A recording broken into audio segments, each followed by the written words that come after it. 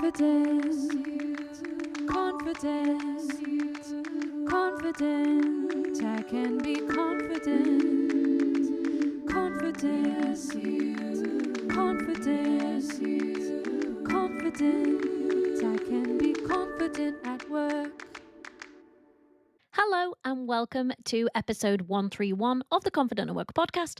I'm your host and your confidence coach, Anna Manning. And today we're talking about the confidence to say, I don't know.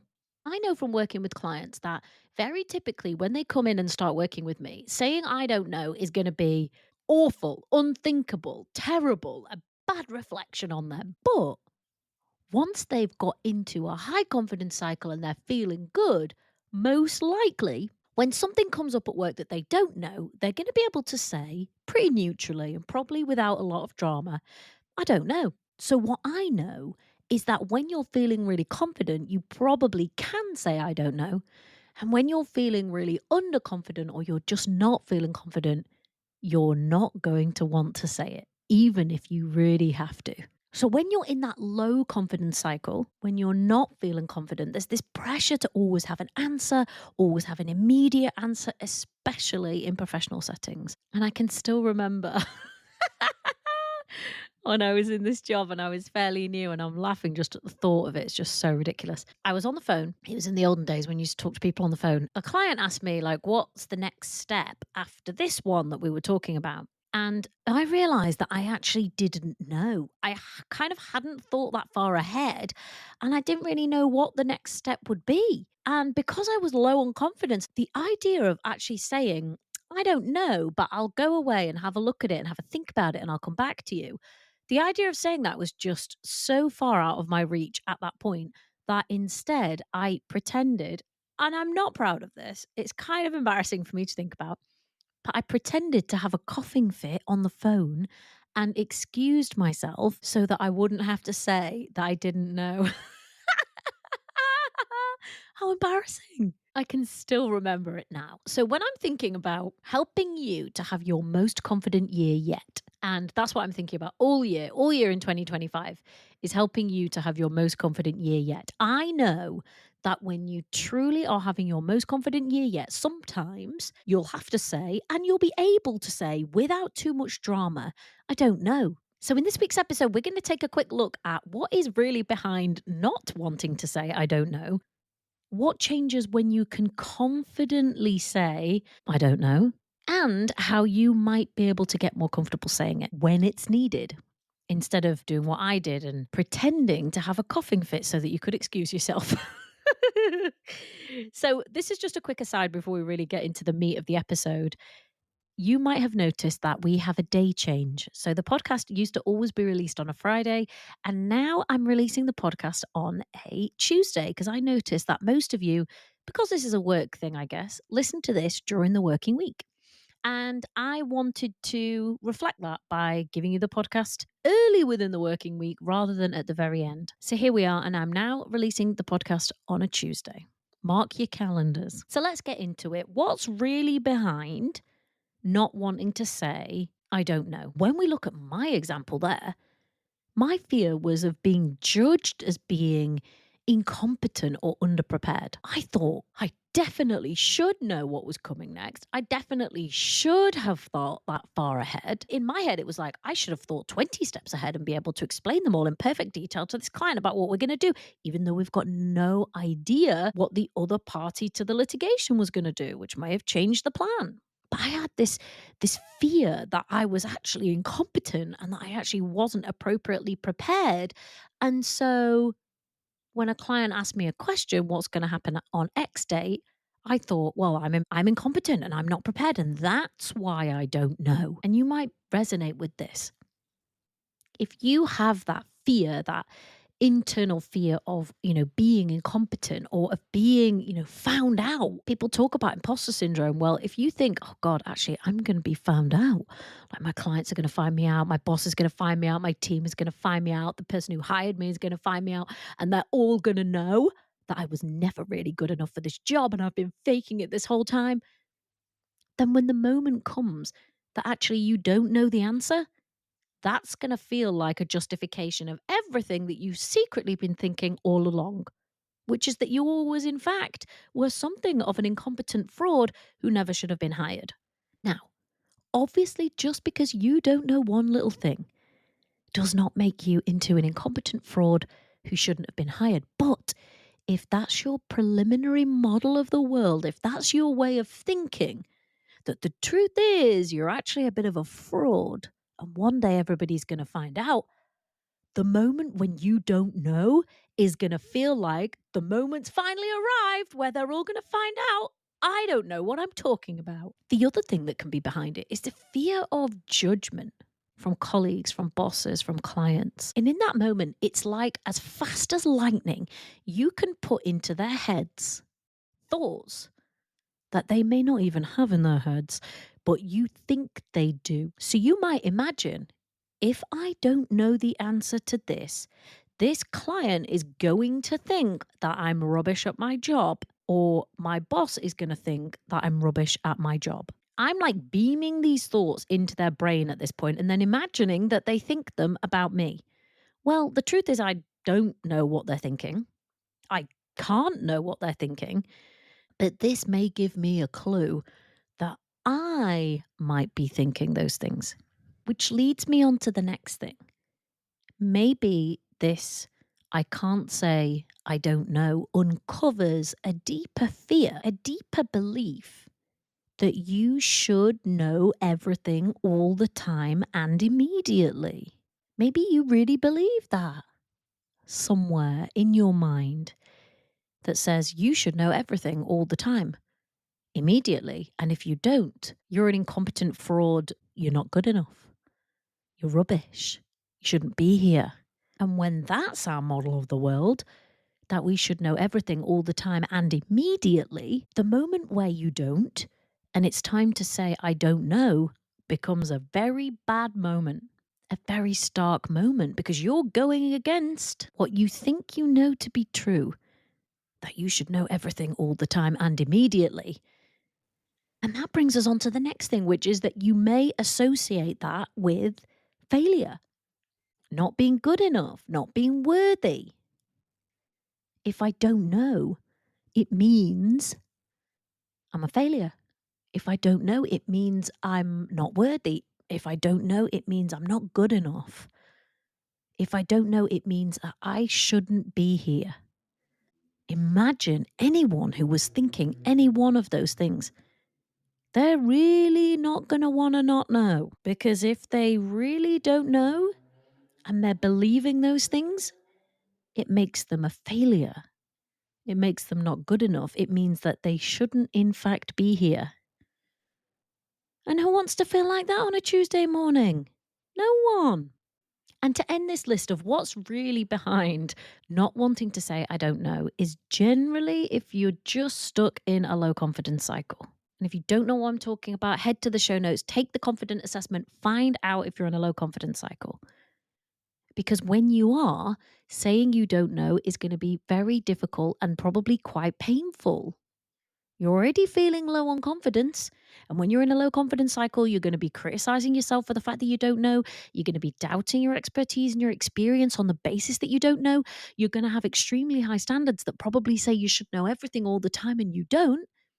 And then you're going to zero in on that one negative, that one thing that you didn't know, and ignore all the positives and the strength of your expertise and your experience and all the things that you do know. So you're stuck in this low confidence cycle. And within a low confidence cycle, I don't know, is not an easy thing to say. It's painful and it's difficult. But what happens when you avoid saying, I don't know? Well, what happened in my example was I had a coughing fit and then had to go and try and find out and then go back to the client. But what was that? Bluffing, I guess you could call mine, to cover the gap. The other thing that happens is that when it's not acceptable to you to be able to say, I don't know, you're going to spend so much time over preparing in order to avoid being caught out. Every meeting, every interaction could be like a trap that you're walking into.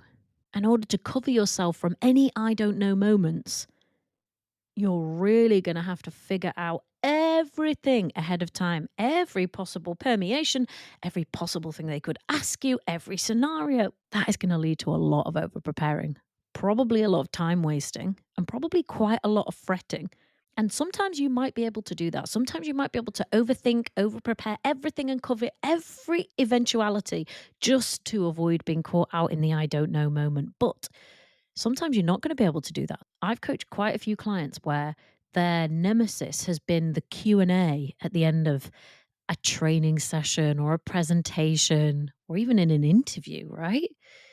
Because in the Q&A, you don't really know what they're going to ask you. They could be some side stuff. They could really ask you anything. And suddenly you're going to have to swallow 30 textbooks and prepare for 3 days straight in order to cover every single moment so that you know every single thing. And even then, you're probably going to be feeling pretty stressed about the whole experience. You may also feel drained from the pressure of pretending to have all the answers all of the time, even when you don't. Because who does? And how could you, in fact? When there's new scenarios, there's new things that you've never done before, there's things you've never seen before. It doesn't mean on the basis of your experience and your expertise, you can't work through those things. The reality is that you probably can and you probably will. But all of those things are going to be more stressful to you when you think you should have all of the answers and immediately. Novel situations, really difficult. New clients, really difficult. Branching out into new areas, really difficult. Doing new work, really difficult. So you may actually miss opportunities to learn because you can't not know.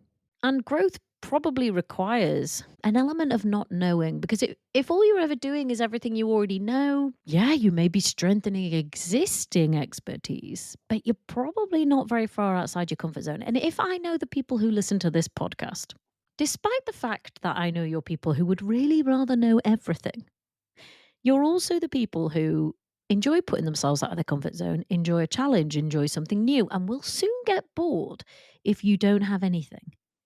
And yet, the mindset that you have around not being able to say, I don't know, can have you in those situations where you're out of your comfort zone, where you are growing, where you are learning, where it is a challenge, feeling totally terrified. It's a great combo. So, what actually changes when you can confidently say, I don't know? Well, I think it signals actual, real confidence. Because when you can say, I don't know, and be okay with it, you are trusting that you're still competent even when you don't have every answer. You're still competent even when you don't have every answer. And I think that really creates credibility.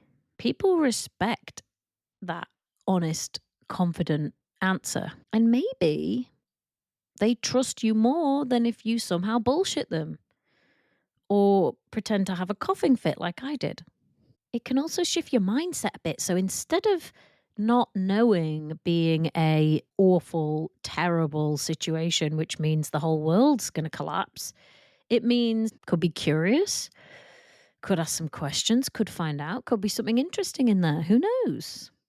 Good opportunity to learn something. Maybe useful for the next time somebody asks you. When you can confidently say, I don't know.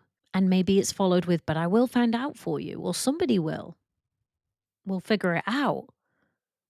When you can confidently say that, you're trusting that you're competent, even when you don't know. You are credible because you're honest and you're really seeing not knowing as an opportunity to find something out, learn something, confirm something. That's all it means. It doesn't mean anything about you and your competence and your ability and whether or not you should be in the job or whether you're violating a law of the universe by not knowing everything all of the time and immediately. Doesn't mean any of that. Just means you don't know. And there's an opportunity for you to find out and that you're still competent and confident. I talked about the low confidence cycle earlier, but trust me, when you're in a high confidence cycle, you can say, I don't know, and not make it mean anything about you whatsoever, other than that you just don't know. And that's the end of that story. It doesn't mean you don't find out. It doesn't mean that you don't go away and look at something, but that's all that's going to happen. There's no associated drama. There's no associated rumination. There's no associated going down the rabbit hole about what everybody thinks about you and whether you should even be here. So here's how I want you to think about I don't know. Here's how I think you can get a bit more comfortable saying it. Here's one reframe. People who can comfortably say I don't know, that is a sign of their ultimate self-assuredness. Very confident people can say, I don't know, and still feel fine with themselves. And what do you know? You will notice that other people around them seem to feel fine with that too. So what if it's the ultimate mark of self-assurance rather than a mark of flawed weakness? I wonder if you could practice in small moments that feel really low risk and just see what happens. Try saying, I don't know, in a team meeting or with somebody internal or with a colleague. You may not want to go in with the big guns, but see what happens when you say it in a lower stakes situation. You could also try doing what I do, because I'm a coach, right? So I'm not supposed to know. I'm in this great position where you're the expert on your life. I don't know, but I am here to ask you questions. And I found that can be a really good way to go. So someone's asking you a question, someone's asking you and you think, I don't know. Very often, I'm going to want to know, why are you asking me that? So you might follow up with that from their question with, what's your perspective? Or that's a really interesting question. What makes you ask that? Or what's your concern here? See if in those moments you can stay a little bit curious. And I want you to also notice if there are people around you who can really confidently say, I don't know. What do you think about them? What do you think about that? Do you judge them or do you just think, oh, okay? Really notice that. What would it be like for you if you could work without having to pretend that you know everything all of the time? If you could trust in your own competence, in your own experience and expertise, that actually that's enough, and anything else you'll figure out or find out as you go. What would that be like for you? What would the impact be on your day, on your week? Could you stop over preparing? Could you stop pretending? Could you stop bluffing? Could you feel more relaxed? Could you be more confident? Could you trust in your own competence? And if you did, what would that do for you? We're really onto something with this, you know. I don't know could be your next frontier as far as your confidence is concerned. So I said at the beginning that in 2025, everything I'm doing through the lens of helping you think about how to have your most confident year yet. And I know that in your most confident year yet, you're going to be comfortable saying, I don't know. Even if you're not now, I know that it's possible. And I know that you could get there. There may be some work to do in between times. I'm not saying there isn't. But I hope this podcast episode is a useful start. And if you want to make it your most confident year yet, there are 2 ways that you can come and work with me. The first is within the Confident at Work membership. It's a place where professional women get together and we figure out how confident you want to be, what that looks like, and I coach you, train you, all in the aid of helping you have your most confident year yet. Or you can come and work with me privately, one-on-one. There are links in the show notes for you to book a call, to explore working with me privately, or to explore and join us inside the Confident at Work membership. Okay? I will see you in next week's episode. Bye. Confidence, confidence, confident. I can be confident. Confidence, confidence, confident. I can be confident at work.